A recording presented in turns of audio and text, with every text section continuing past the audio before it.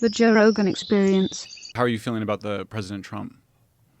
That's a open-ended question. Do you text with him and talk to him? Occasionally. Yeah, occasionally he'll send me a text. I get these like Truth Social posts of things that he's saying, but this whole fucking Iran thing, man. Like, did you see this coming? No, definitely. I don't know. I mean, who did? When did he even decide? Their national security strategy they put out in November basically just said we've degraded their capacity. It's a win. There was no sense in which there would be additional action. I think it ushers in a new paradigm. Like the older post-war era is just over. Mark Carney, the Prime Minister of Canada, articulated that at the World Economic Forum, probably better than the Trump administration did, saying very clearly that older rules-based order is gone. You saw AOC try to sort of articulate it, but she sort of fell apart at the Munich Security Conference in February. So this is an administration that is, and I don't even think they're thinking. I wrote a piece and I decided not to publish it because I was sort of like, decapitation doesn't really work for regime change. But it's not clear that they're really out for regime change, or they're just asserting power, shaking up things. Some of it's art of the deal, changing the person that we're negotiating with. That's Venezuela and Iran.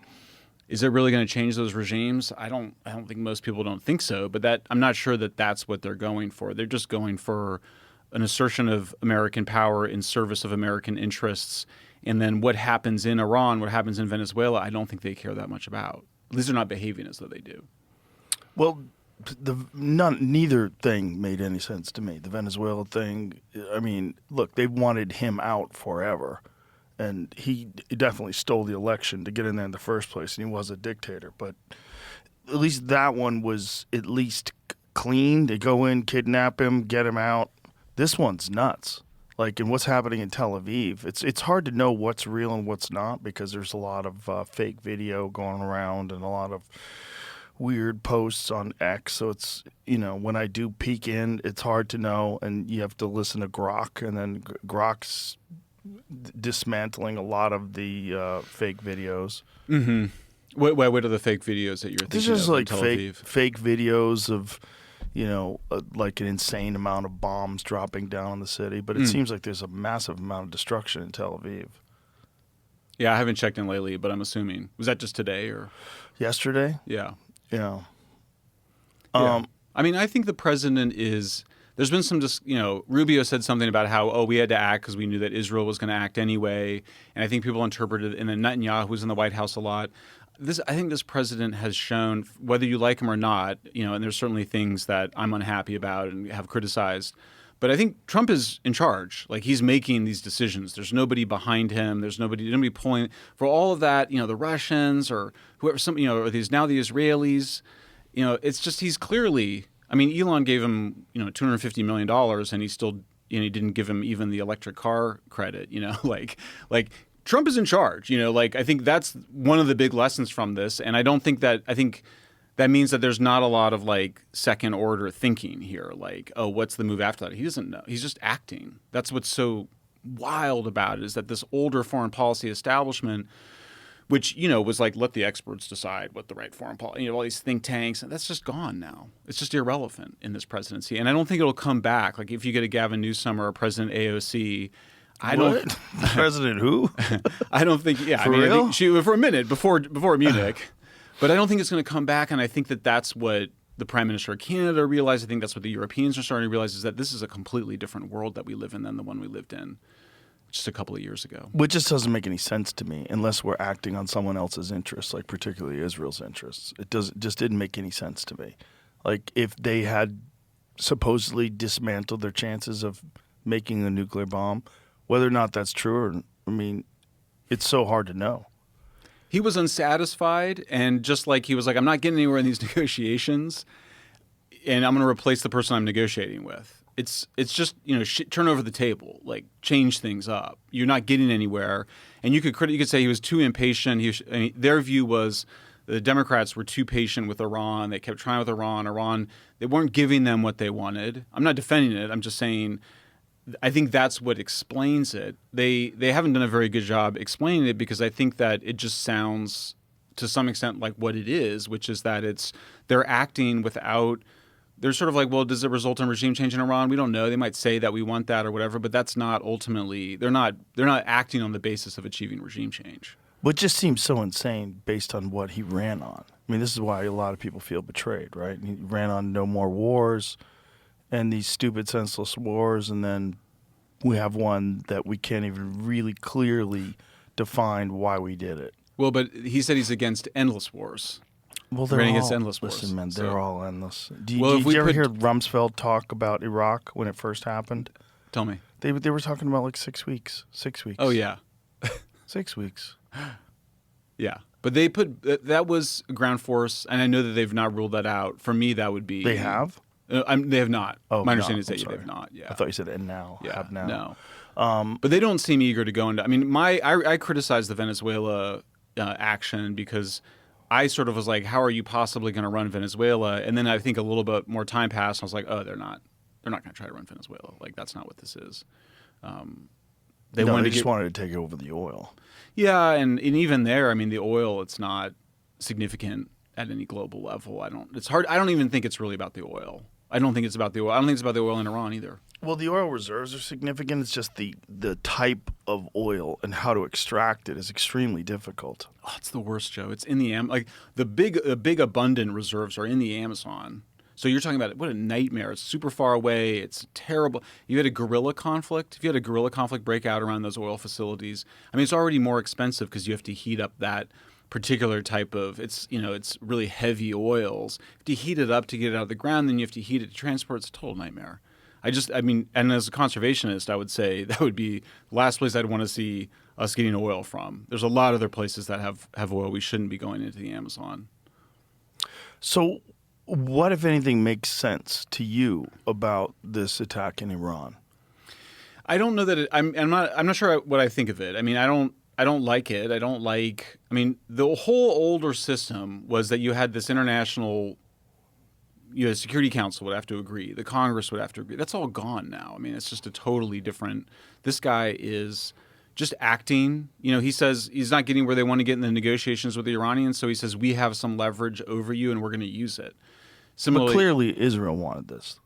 Israel has its own motivations, I think. Yeah, but I think it's not quite accurate to say that. I just don't think. I think all the evidence shows that Trump is his own man and he is the president. And like literally, he couldn't even give Elon the battery subsidy that he wanted. You know what I mean? It's like I get that. I've never seen a politician act that independently. A president act that independently. So I'm skeptical of. I mean, I think that Rubio was sort of like, well, they were going to attack, and so we had to. There's some of that, but I just think Trump is doing what he wants to do. And we should. You really think it's that simple? Trump's doing what he wants to do. That's it? Yes. You don't think people are influencing him? Because there's a lot of war hawks around him, right? There's a lot of people that want this and have for a long time. I mean, Netanyahu's in there, but then Tucker was in there a bunch. But do you think against it. Tucker has the kind of influence that Netanyahu has? Well, I mean, I guess if you just base it on the outcome, then the answer is no. No. But that's what I'm saying. I just think he listens to everybody, but I just don't think it's. Russians aren't behind him. Israelis. I mean, Trump is. Look what he's been through. I mean, he's got where he is. There's no way he's gonna. They don't have anything on him. That's how my do you view. know that? I don't think they have anything on him. But how do you know that way? Well, he could, but I'm not. We don't see any evidence for it. Well, you wouldn't see any evidence until it broke out, until they released it. Yeah, and we'll get it. I'm sure we'll get into Epstein, but I mean, I just think when you don't have evidence of something, then you can't assume that it's happening. I haven't seen any evidence. I've seen evidence that Trump is fully independent. With it, particularly this case of Elon, surprised me. I would have thought at a minimum you'd give your largest campaign contributor the one thing he wants. I mean, Doge was something he wanted too, but and then I look at Iran and I kind of go, Trump has always won. I mean, Trump has been criticized. He said he doesn't want Iran to have a nuclear weapon for a really long time. I don't know the exact date, but certainly. Well, no one wants Iran to have a nuclear weapon other than Iran, right? Yeah, I think that or their allies. He also put it this way. He was also critical of the Democrats' approach, which was the sort of the mainstream IAEA approved approach, because of course under international law, Iran has the right to nuclear energy and to nuclear facilities, including the centrifuges and the enrichment. Iran has the right to all that under international law, and Trump doesn't agree with that, and he's not going to let international law get in his way. So. when you say he has a right to it, you're talking just about nuclear power. Yeah. Right. Right. But that includes enrichment. So, To a certain point. Right. Right. But they've already surpassed that point, right? Yeah, and I believe if I'm wrong, I'll correct it on X, but I don't think it specifies the level of enrichment is part of the issue, and then you've got these centrifuges, and so it's all been a cat and mouse game. I personally do not doubt for a minute that Iran wants nuclear weapons, and that's what's been going on. I think most people think that, but the Obama administration was like, we can lift sanctions in exchange for controlling their nuclear program. Trump has not for a very long time agreed with that approach. I think he was criticizing it for many years before 2016, before he decided to run, but definitely for the last 10 years. Did you read the thing today that came out that they're discussing some sort of a leak transmission that seems to be an activation of terror cells? Iranians have? Yeah. But I'm not surprised. Right. Sounds bad. Yeah. That's one of the things that obviously, that was the first thing I thought of, was like, oh great, are we going to get a bunch of Iranian suicide bombers in the United States now? It's obviously... I don't know if it's going to be suicide bombers, but I would imagine it would be something a little bit more destructive than that. Could be. I don't know what they can get in. I mean, Sean Ryan's been having folks on that say that people are getting in with heavy artillery. I just don't know the status of it. Well, the real problem is they can do for 4 years the border was wide open. Oh yeah, and definitely some people from the Middle East got through, and we have no idea like what is I mean, I'm sure there's some intelligence agencies that have an understanding of what the threat is. I hope so. I mean, I think we see that these terrorists are able to do an incredible amount of damage with pretty simple rifles, and sometimes was it the French, the club, that particular terrorist action? There were other people that were using bombs that like only killed one or two people, but the guys with the machine guns were able to gun down like dozens of people. So certainly that's scary. I think none of us want. I think that's where a lot of Americans, when it happened, the reason so many people were against it, I believe a majority is against it, is because you're like, great, what do we, first of all, is it going to be another endless war? And second of all, are we going to get a bunch of terrorist actions here? I think if we did, I don't think support for the war goes up. I think it goes down. Oh, for sure. Yeah.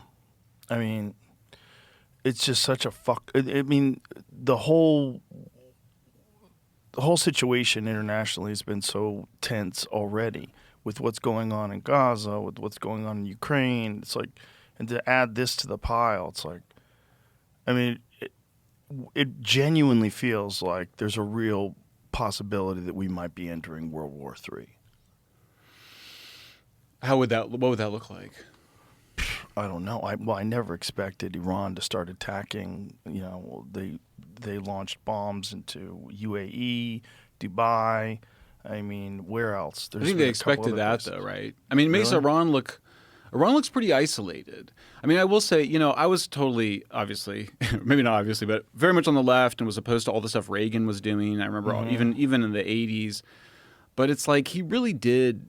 I'm not going to say he was the only reason. There was obviously a bunch of weakening within. But I mean, he really did push back against communism. He challenged the entire foreign policy establishment on the basic view of just, of just kind of keeping it, keeping the communists where they were. And instead, Reagan really pushed back against it and said, there's got to be regime change. It's sort of almost at a moral, certainly there's a defense buildup, but a moral argument.